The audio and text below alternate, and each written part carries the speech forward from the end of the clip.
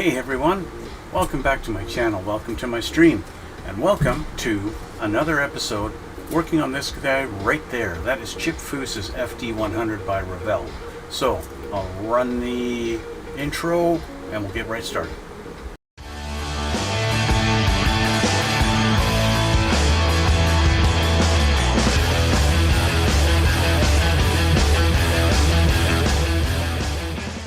So we are going to do some painting today. It's basically the main focus of this particular episode. You guys saw in the last one I painted this body silver over top with a flat black primer. So that's sitting just like kind of like that. We've got kind of a silver truck right now. We're going to be changing that. You guys might notice this little guy right there. This is the color that she's going to be. As I mentioned before, I'm going to be using the Pro Scale paints. I got Candy Ruby and Candy Sapphire, basically red and blue. Mix them together. I would say, now I didn't use any actual measuring device, so I would say I mixed it about 70% blue and 30% red, okay? And I was hoping for a purple tinge, but as I was mixing them, it's not really purple. The red just kind of turns it into almost desaturates the blue into becoming almost a black or dark gray color. I was not happy with that, so I put a little bit more blue in there, and that's what I've come up with. Is kind of a really dark, kind of a dark bluish kind of thing, almost a blue gray, I'd say. So that's what I'm going to go with. Of course, the more coats you put on it, being a candy paint, the more coats you put on it, the more darker the color is going to be. So we'll see what it's like. I've got my air compressor set up and it's all ready to go. As I mentioned before, these Pro Scale paints come already pre-thinned, ready to spray out of the bottle. Now, I did do a little test spray, kind of just on the inside of the box, right here, kind of see that. Did a couple of test sprays just to see what it's like over white, and not very happy, so we're going to see what it looks like over the silver. That of course is the big game changer, right? Over the silver base. So I'm going to re-stick my little guy in there. Now, one thing I will mention, I did wet sand the body first. Wet sanded just because I want to make sure it is a nice smooth surface for the color to lay down on. Yeah, I didn't want any little dust impressions or anything like that to accidentally screw up my paint job, you know what I mean? So I just wanted to make sure that. How am I gonna hold it under here? I think so. This was the challenge before, is when I sprayed the silver, is where do I put a clip on this that it's not going to interfere with my paint job. I think if I kind of do that, that might be okay, because I'm not doing the underneath. The underneath is going to stay black. In fact, I'm going to wind up repainting the black underneath this before we're all said and done. So I'll just do that. That gives me something to hold. I'll wear my glove, of course, so I'm not spray painting my hand. So grab my glove. I will change the camera so that you can see what I'm doing. You can check out the painting cam, as I call it. And yeah, we'll get started here in a sec. Okay, now as I said, this is already mixed up in there. I just did this actually a few minutes ago, so ready to go. I'm going to see what this looks like. You kind of see the color it is there. And of course, as it thickens, the darker it gets, right? It's kind of a really dark, like I said, a gray blue kind of thing, kind of color. So pour some into my cup there. Clean this out. The thinness of the paint is very evident in the lid there.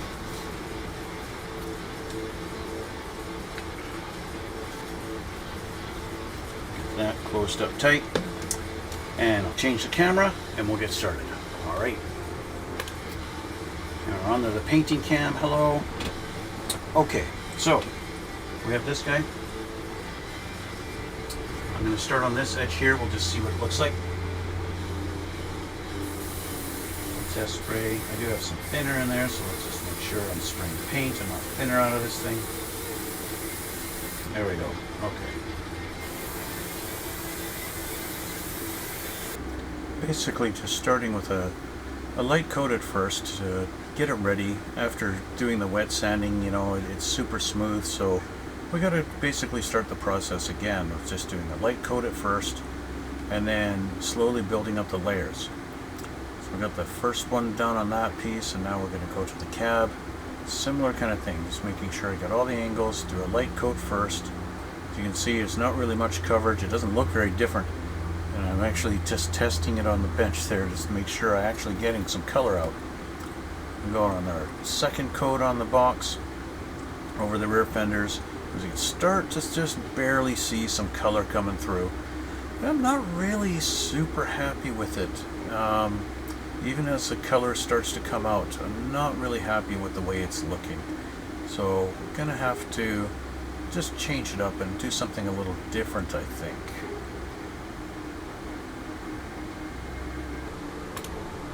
Because I'm not very happy with the tint that's coming out. It's coming out a little too dark gray. So I'm going to add a little blue. A little more blue to that. You can see in the lid how bright the blue is when it's pure. And the red has really just turned it to not very good. It's not what I expected. I was expecting a more purple color. And yeah, it's not that great. Okay, so this should come out a little more blue. You can see it's a little more blue now.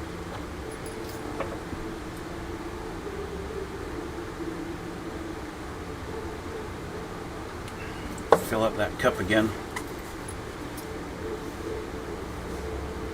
Wipe that clean. Okay, let's go back.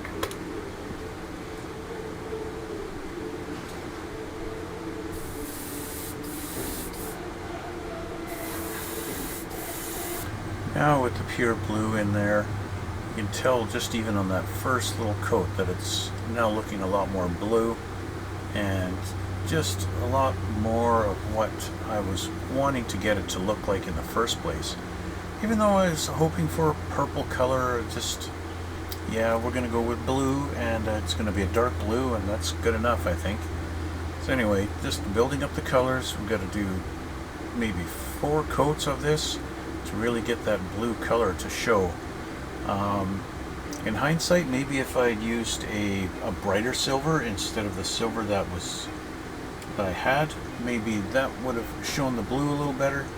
Maybe next time I do a color like this, I'll know better. But, you know, that's what this is all about.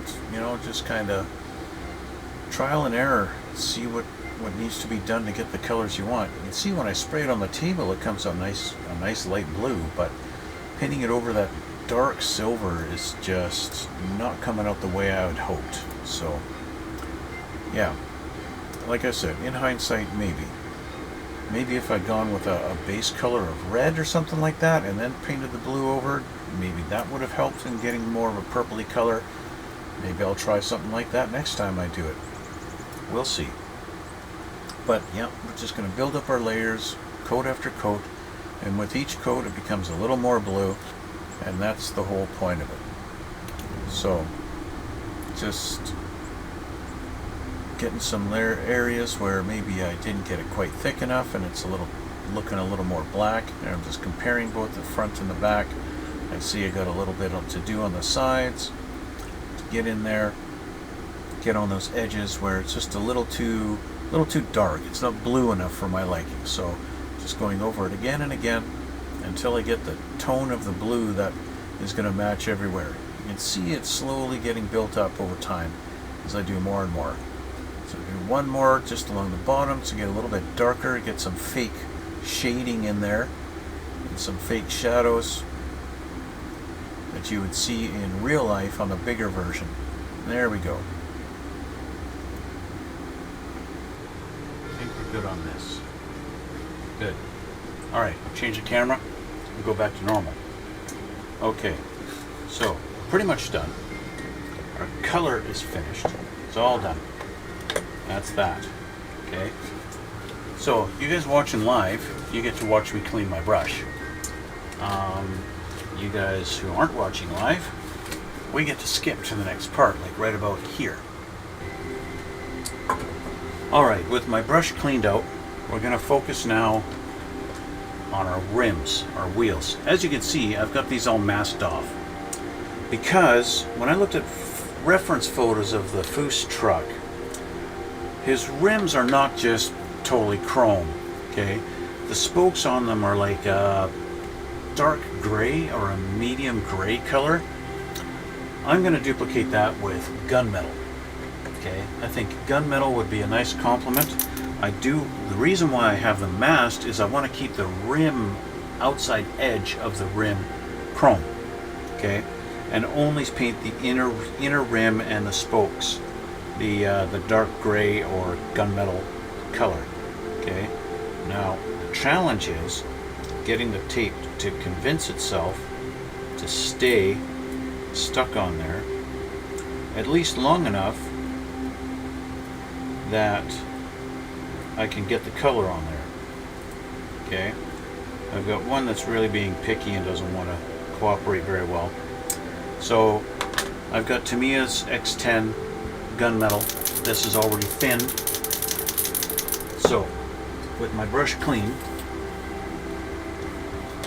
I'm going to pour some in there and I'll spray some onto my rims, and we'll see how they look when it's all done. I just want them a little dark. That's really all it is.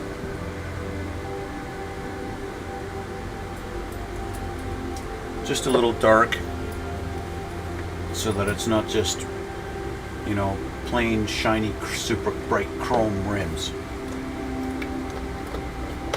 Because yeah, it's just yeah. Okay, I'll change it. You can watch me here. Okay. Yeah, I'm going to spray just like this right over top of the body. Not.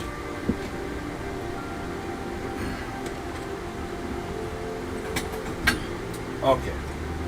So, just want to go straight at it. I realize with the brightness of the chrome, it is going to make the gunmetal really bright. That's all right though.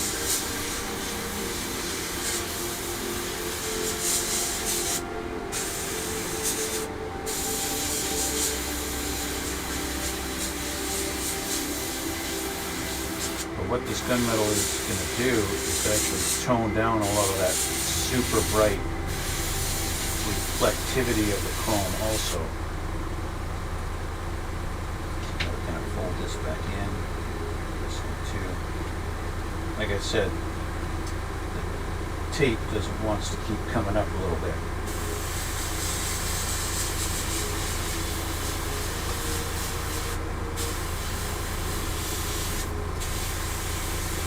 I might have to do some touch up along the edges later. Once I remove the masking tape, I'll know for sure. But that won't be the end of the world if I have to do that. In fact, I think I'm just going to touch this up right now. Right along this edge, get that tape to stick down on there. Especially this side.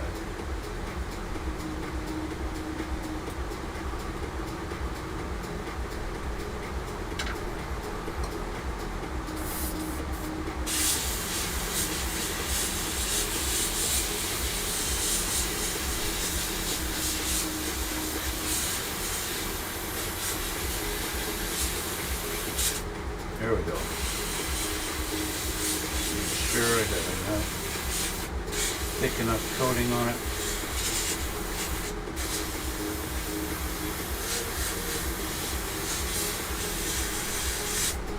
Now, I'm going to go on the back side of these also.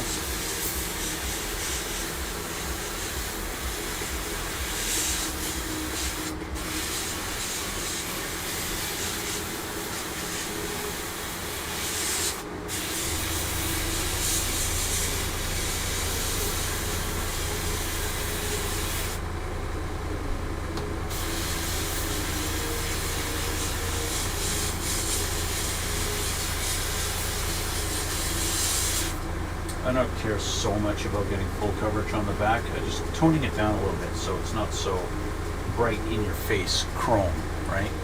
Like that.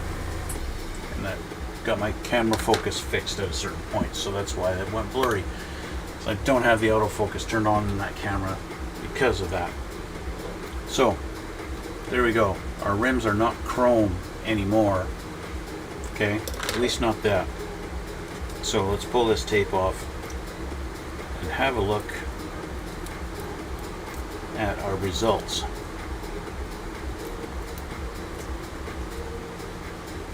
I know already that there's going to be spots where it didn't quite get in there because the tape was kind of peeling off a little bit, so it didn't go quite to the edge.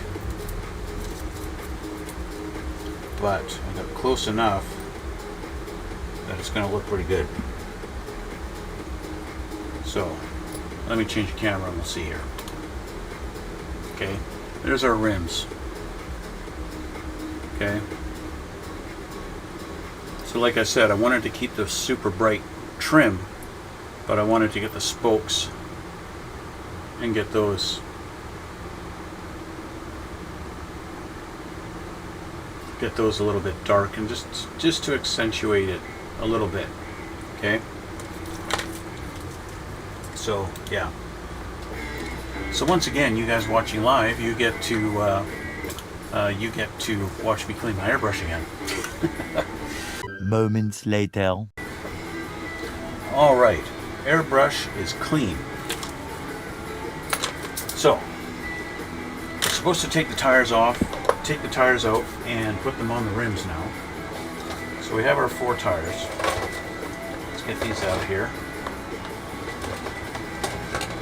And the other thing we need to do is get our axles.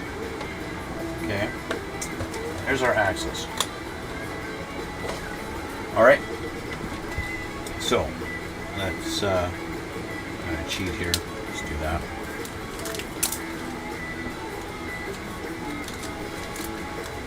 Two nice black axles. We got to get our rims off the sprues. Our rims are 2 different widths. So clearly we have the skinny ones on the front and the wide ones on the rear.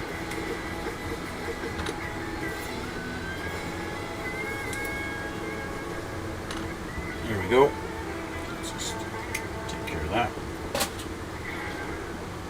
What I was trying to explain is the tread pattern on here. You want it to match, right? Your lefts and your rights.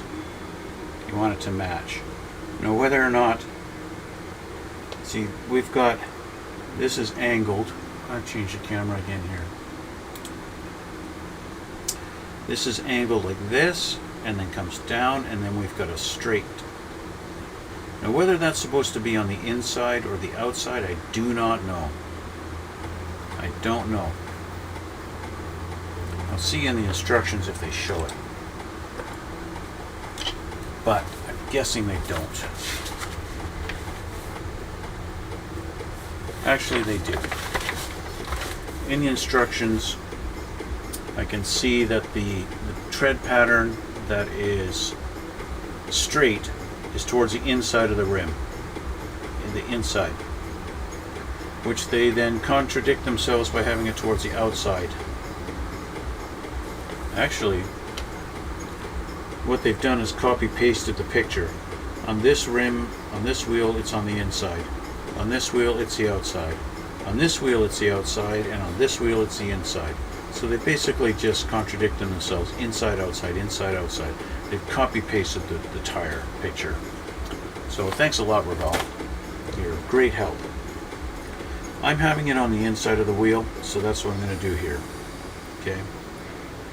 And I'll do it on the back also. Put that through there. Just push it up over like that. Okay. There's our back with the straight tread towards the inside. And flip that around and do this. Do the same thing. Okay. Now we have our rods. It's going to go in there. Push that in so it's tight. And I've got one tire ready to go. Okay. Do that for our front also. It does seem to grab onto something on the inside that makes it suddenly it's tight. Okay. So then we grab our chassis, because that's the last part of our chassis we got to do here. So remember this little guy, our little chassis we got going on here? We're going to run our axle through here, like so. And we've just barely got the axle sticking out there, which means I might not get a lot of bite onto that.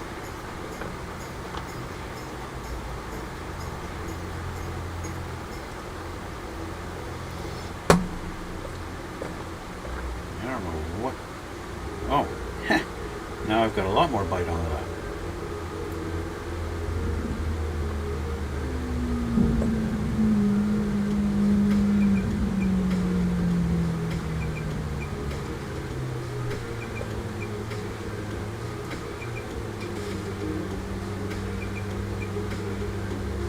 Just making sure. Now I went and put a front on with a rear. Let's get rid of that. Let's put the rear tires on with the rear tires.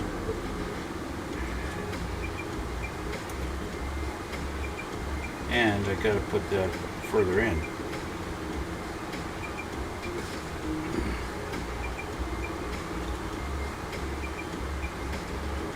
Let's get that into the axle. There we go.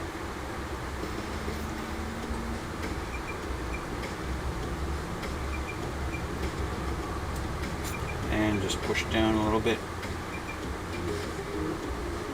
There we go. Okay, now we've got our rears with our rears. And that's the important thing. We gotta get the tire back on the rim. There we go. Okay. It's pretty, it doesn't really spin.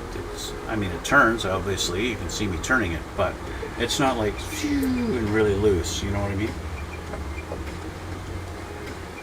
So then we do the same with our front. Run that in through there. Get that lined up so that it actually sticks in. There we go. Gotta make sure this little shafting here actually goes inside the disc. Like that. And again, put a little bit of pressure on there, just to make sure it's seated. And we've got a similar situation. It's tight, but it spins.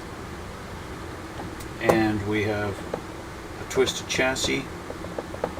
Isn't that always great?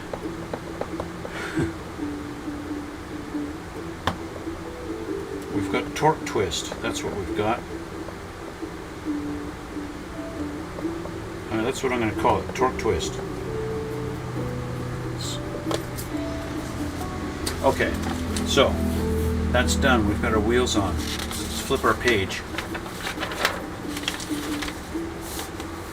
We've got our fun little radiator. Okay, I told you guys about my radiator issue in the last episode. I've put some putty on here and I need to sand that down and file it and get this a lot smoother looking. So I'm going to move my chassis over here and I'm going to work on this and getting my putty looking a little bit better and not like a big glob of a mess. I actually want to use my little sanding sticks. I've got some tiny little sanding sticks that I use, these guys here. I've got a little short one, I think, but I don't know where it is.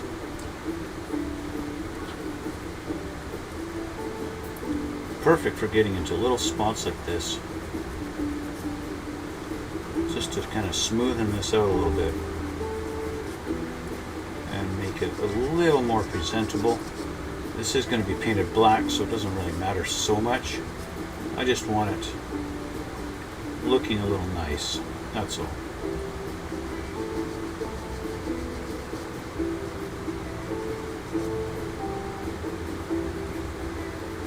once I get it painted flat black, a lot of the details not going to be necessary.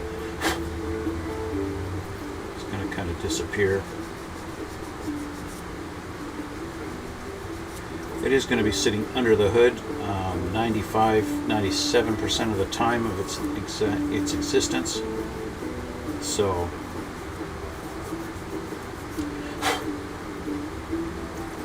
it's not too important.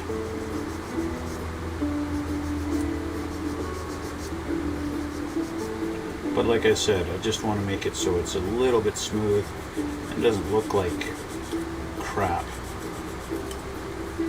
Like I said, I've told you guys before, I've explained I'm not a sculptor, I'm not great at this stuff. But my whole goal is that it looks half decent when it's together. So I'll show you guys how this goes together, because I got to paint my little shroud. There's two little notches, one here and here, and that's where these two little tabs go into. Okay, I've actually had to spread these tabs apart a little bit because it wants to just fall through. Now you can see I've got my fan belt for my blower. Okay, that sticks out a lot farther than what they intended for this kit, because a rad is supposed to go right up close to it. So if I put that in there, you can see my fan belt goes into my shroud and actually will go into the radiator. So I get that lined up. It's actually going to sit like this. Okay, it's going to sit like that in my truck. Okay, now why did I do the shroud over it? I did that because I want to hide the fact if I pull the hood off, it hides the fact that the belt actually goes inside half of the radiator, and that's the whole reason for that. Okay, that's why I did that. Okay, so I'm just going to get some flat black. This guy here. Get my brush, not that brush, get my painting brush.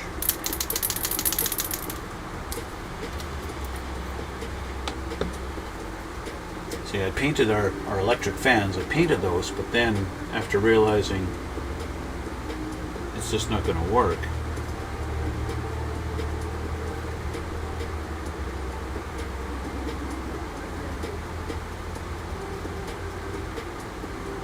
that.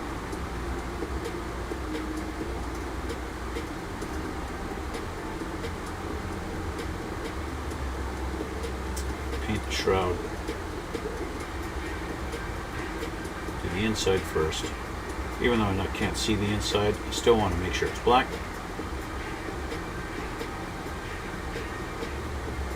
Even this area here. Okay.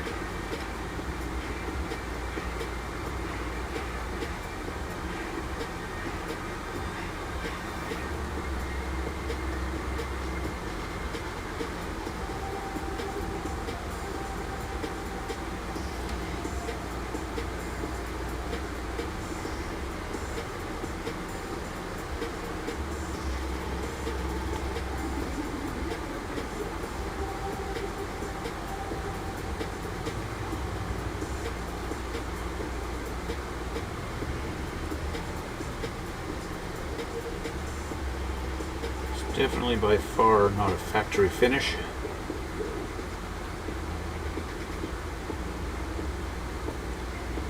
Not a factory fan shroud at all. Not even shrouding a fan.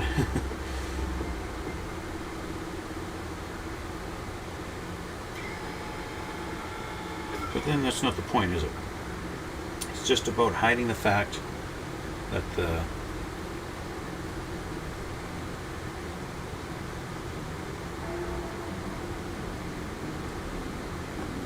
belt, the fan belt, goes inside the radiator, literally. Okay, now we also have our upper radiator hose, which is on a sprue somewhere around here that I need to dig out. I need to find it, because I have not painted that yet. Where is my last sprue? There it is.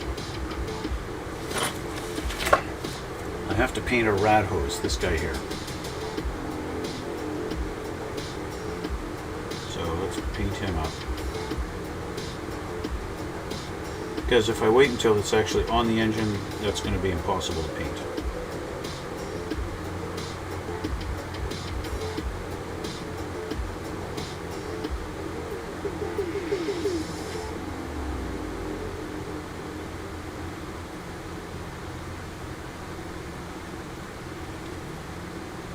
Radiator hoses have always been something that's been difficult for me.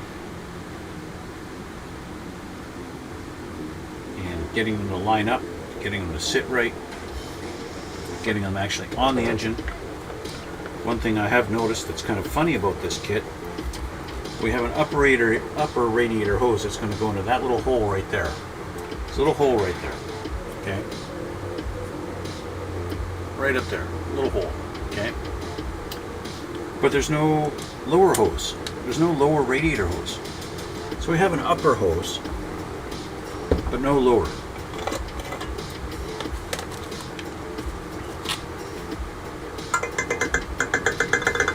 I've thought about making a lower radiator hose, and I don't know if I'm actually going to or not.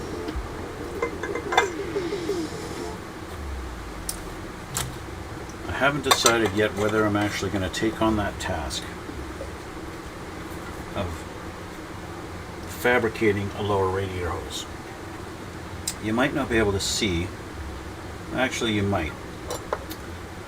Right inside here, I'm going to point to it here, right there you can see, let's see, maybe you can't. It's hard to see. The water pump pipe right in there, okay? It sticks out right there, okay, where the lower hose would attach to. Kind of right up in through here. It's really hard to get in there, okay? But you could, in theory, what I actually did when I had the engine, before I even put the engine in here, I did drill a little hole in the tip of the water pump there, just in case I needed to do something with it. I drilled a hole with my pin vise right up in there. So if I wanted to, I could actually put a hose on there, run it down and down to the bottom of the radiator, and actually have a lower radiator hose. But like I've mentioned, you can't really see in there, and so I understand why Revell never bothered with a lower hose, because you can't really see. You can't really see in there,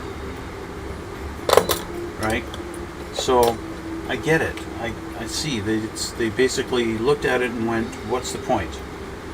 Nobody's ever going to see. Once we got our radiator in here, nobody's ever going to see the lower hose. They're going to see the upper, because the upper is going to go right from here and go over to the rad. When they pull the hood off, they're going to see that hose. But for the lower, ain't nobody looking. Ain't nobody looking at the lower hose.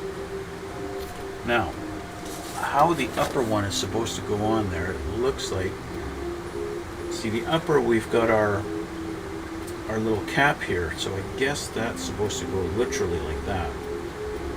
Paint is still not quite 100% dry on this, so I'm reluctant to cut it off the sprue, but I can do that. Throw that back in there. Okay. This guy has got to go in there. It's a little bit hard to get it in there if you want to do it separate. So you kind of have to do it as one effort.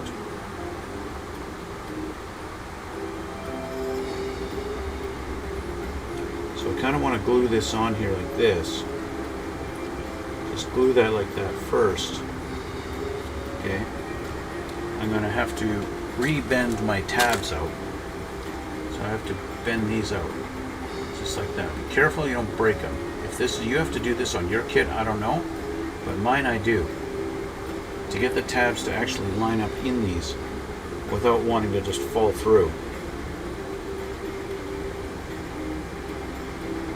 Okay. There we go.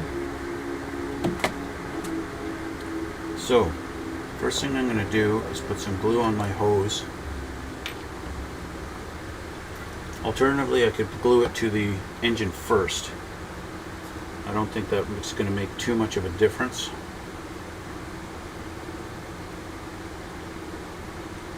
But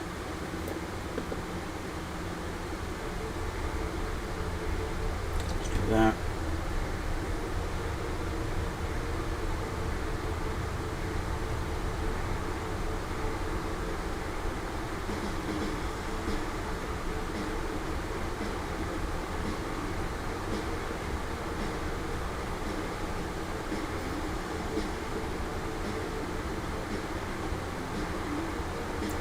kind of convinced to go where it wants. We're going to do glue on our tabs and glue on the tip of that hose. I'll probably have to put more on later.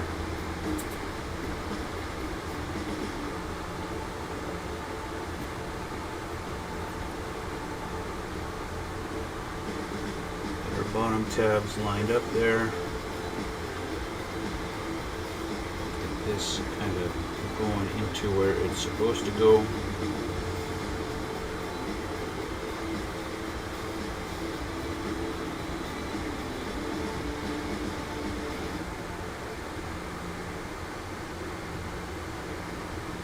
Trying to find where that hose is actually supposed to go.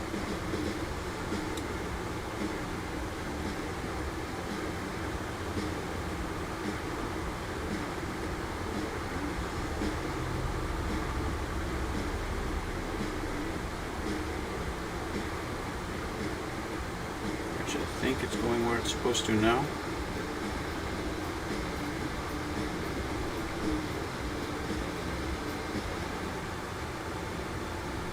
Yeah, my tabs are not lined up enough.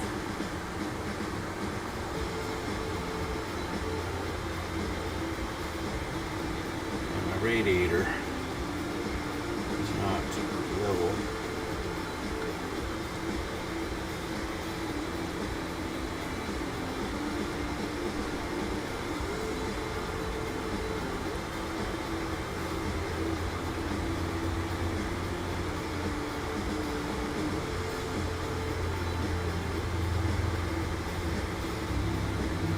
Okay, I've got it in the spot it's supposed to be, but I need to get different glue.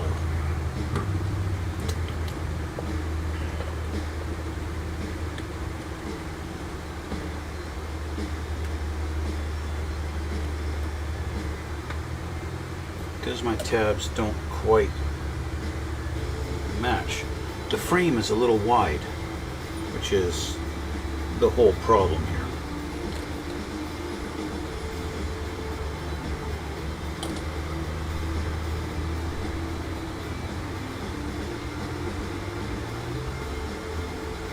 So that's where I'm going to leave that. I'm going to let that sit for that glue to cure. And that's where I am going to end it for today. Okay. So I got a little bit done. We got our paint job done. It's now nice and blue. It's dry to the touch now. I want to let it cure for another hour or so, and then I will wet sand it, and then I'll put a clear coat on it. Okay. I will just let that sit and let that cure for a while. Like I said, about an hour or so. As for this, I'm not going to touch this. I'm going to let this sit and let it dry just like that, like it's supposed to be, so it's nice and happy in its home. And we'll leave that. Like I mentioned earlier, hit that subscribe button, because when I get to 1,000 subscribers, I'm going to be doing a collaboration with my fiance, and we're going to build a couple of Porsches together. She's never built a model in her life, and so that's going to be interesting, showing her all the ropes and stuff like that. You guys get to watch the whole thing. So, but that's not happening until we hit 1,000 subscribers. So hit that subscribe button. It's free. It doesn't cost you anything. Just do us that favor. Get that done. Sooner as we get that, sooner we get 1,000, the sooner we do that video. So do that for me, guys. Also hit that like button if you so like it, if you so feel like it. And yeah. Like I said, I'm going to let this sit, going to let it dry. I want to thank you guys for all your support and all of you coming out and all that stuff. And yeah, I guess that's going to be it for today. And we'll continue on next time. Until then, we'll see you all in the next one.